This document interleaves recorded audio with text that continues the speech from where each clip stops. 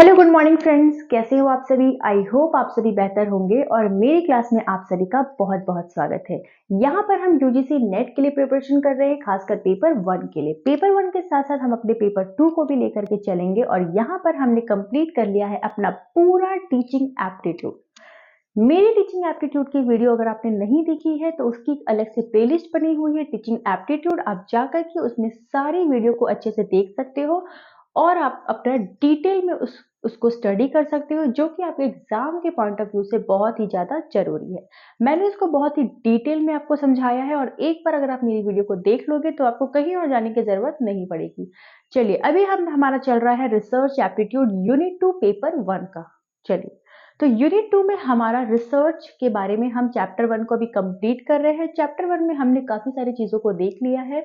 हमने रिसर्च के कुछ कैरेक्टर स्केच के बारे में पढ़ा था, जिसमें हमने ऑब्जेक्टिविटी को बहुत ही अच्छे से पिछली क्लास में डिटेल में पढ़ा था और उसमें हमारा एक पॉइंट था अवॉइडिंग बायसनेस।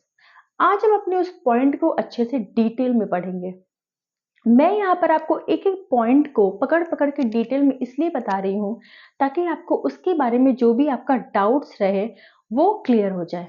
चलिए, तो यहाँ पर हमने एक टॉपिक पढ़ा था कल की क्लास में, अवॉइडिंग बायसनेस, जो कि ऑब्जेक्टिविटी को समझने का ऑप्शन नंबर 4 में हमने उसको पढ़ा था, अवॉइडिंग बायसनेस।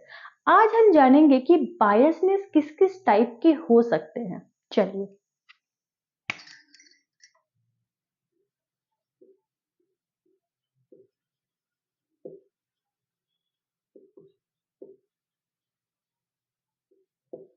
सबसे पहले बात करते हैं बायसनेस की। तो बायसनेस क्या थी? आप किसी चीज के बारे में अगर एक पॉइंट ऑफ व्यू क्रिएट कर लेते हो तो वो होती है बायसनेस। हमें रिसर्च हमेशा बायसनेस फ्री होके करनी चाहिए।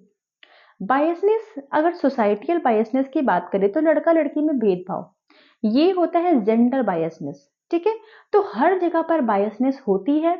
हमें उस बायसनेस को इग्नोर करना चाहिए ताकि हमारा रिजल्ट जो है वो एक्यूरेसी हो, वैलिडेट हो। ठीक है, चलिए, तो बायसनेस कितने टाइप के होते हैं? जब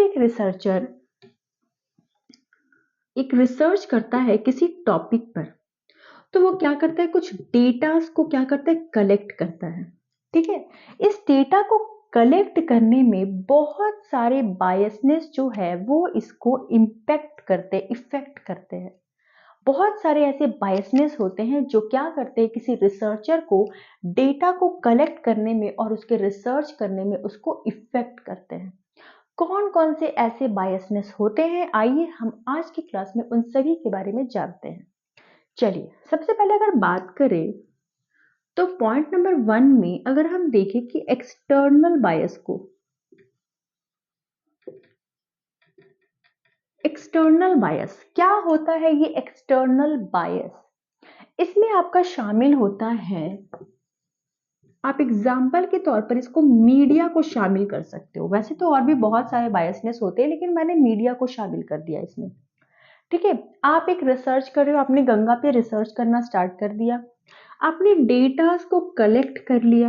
अब आप अपने तरीके से सोच समझ के इसमें रिसर्च कर रहे हो। ठीक है, आपका कोई भी बायसनेस नहीं है, आप इसको अपने तरीके से ही रिसर्च कर रहे हो, रिसर्च आपका सही जा रहा है। लेकिन आपने क्या कर दिया, आपने इसको और भी अच्छे से समझने के लिए आपने क्या कर दिया, कहीं पे गूगल में आपने उसको सर्च कर लिया, उसके बारे में पढ़ लिया। आपका जो सोचने समझने का तरीका था अब वो क्या हो गया, इफेक्ट हो गया। कैसे इफेक्ट हो गया?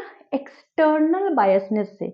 आपने जो पढ़ा, गूगल में भी तो कोई ना कोई लिखते ही होंगे, तो उस आपने उसके पॉइंट ऑफ व्यू को पढ़ लिया और उसके पॉइंट ऑफ व्यू जो थे वो आप पर हावी हो गए और आपका रिसर्च जो है वो इफेक्ट हो गया। यहाँ पर क्या हो गया, आपका रिसर्च का जो रिजल्ट आएगा वो भी इफेक्ट हो जाएगा। यानी कि इस टाइप के फैक्टर को हम लोग कहेंगे एक्सटर्नल बायस या फिर एक्सटर्नल बायसनेस। ठीक है, तो बायसनेस को हमें हमारे रिसर्च में, किसी भी रिसर्चर को अपने रिसर्च में बायसनेस को क्या करना चाहिए, अवॉइड करना चाहिए। ठीक है, तो एक्सटर्नल बायसनेस आप समझ गए होंगे। चलिए बात करते हैं पॉइंट नंबर 2 की।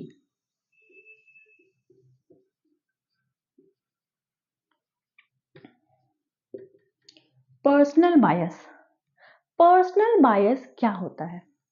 पर्सनल बायस जैसा कि हम पढ़ते हुए आ रहे हैं, इसमें आपका खुद का पॉइंट ऑफ व्यू उसको इफ़ेक्ट करता है। आपने डेटा को कलेक्ट किया लेकिन आपके मन में एक थॉट था कि गंगा हमेशा शुद्ध होता है।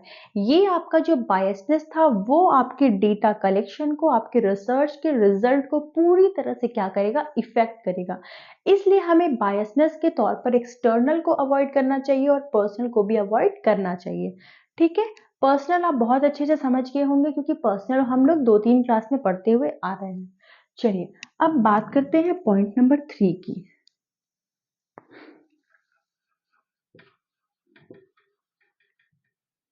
ऑब्जर्वर बायस।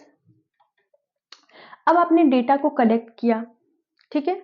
कलेक्ट करके सैंपल लेकर के उसको रिकॉर्ड करके सब कुछ कर करके आप अपने सीनियर के पास गए जो कि आपको गाइड कर रहे होंगे। एक सीनियर होते हैं जो कि रिसर्च करने में आपको गाइड करेंगे, ठीक है? आपने कुछ और सोच समझकर डेटा को कलेक्ट किया, कुछ और सोच समझकर उसका सैंपल लेकर के आए। लेकिन जो ऑब्जर्वर है, जो गाइड कर रहा है आपको, उसका सोचने का तरीका अलग है क्योंकि हर इंसान अलग होता है। उसने अलग तरीके से उसको सोचा, आपने अलग तरीके से उसको सोचा। उसका सोच आपके डेटा कलेक्शन को क्या कर दिया? इम्पैक्ट कर दिया, इन्फ्लुएंस कर दिया। और यहाँ पर क्या हो गया? यहाँ पर ऑब्जर्वर बायसनेस आ गया और आपका जो डेटा था वो क्या हो गया? अफेक्ट हो गया। ठीक है? तो यहाँ पर हम क्या समझते हैं कि ऑब्जर्वर बायसनेस भी बायसनेस का एक क्या है? पार्ट है। चलिए बात करते हैं पॉइंट नंबर 4 की।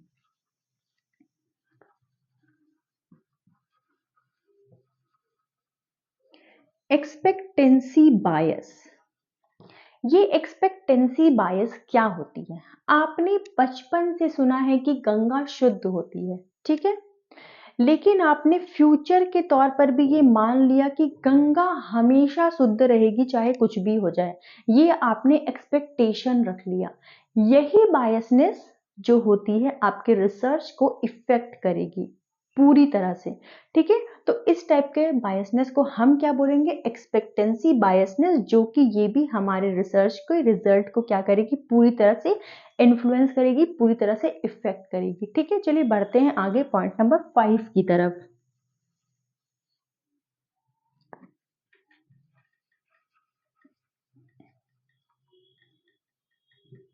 प्लेसबो बायस। ये प्लेसबो बायस क्या होता है?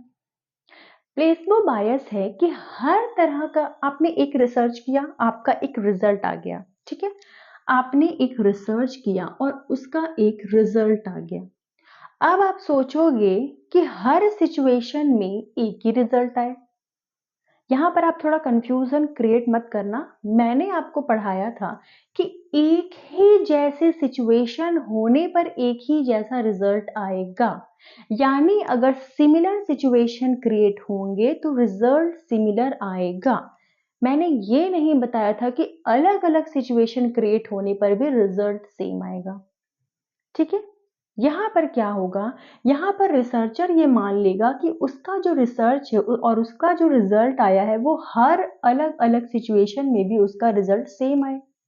मतलब वो क्या मान लेगा कि ये हॉस्पिटल में अगर 4 लोग हैजा, मलेरिया और प्लेग से अगर पीड़ित है और एक लोग नॉर्मल कुछ और बीमारी से, कोरोना वायरस से पीड़ित है, इन सभी को अगर गंगा का जल पिलाने से, गंगा का पानी पिलाने से अगर ये लोग ठीक हो रहे हैं, तो इस कोरोना वायरस वाले को भी गंगा का जल पिलाने से वो भी ठीक हो जाएंगे। ये हो गया आपका प्लेसबो बायसनेस। यानी हर अलग अलग बीमारी में एक ही ट्रीटमेंट कर रहे हो। क्यों? क्योंकि आपके आपके अंदर वो बायसनेस आ गया है। आप सोच रहे हो कि ये यूज करने से सारी बीमारी ठीक हो जाएंगी। उसे हम लोग कहेंगे प्लेसबो बायस। ठीक है? तो हमारे रिसर्च में ये सारे टाइप के बायसनेस नहीं होने चाहिए। क्या क्या? एक्सटर्नल, जो कि बाहरी बायसनेस से रिलेटेड है। पर्सनल, जो कि आपके खुद के बायसनेस से रिलेटेड है।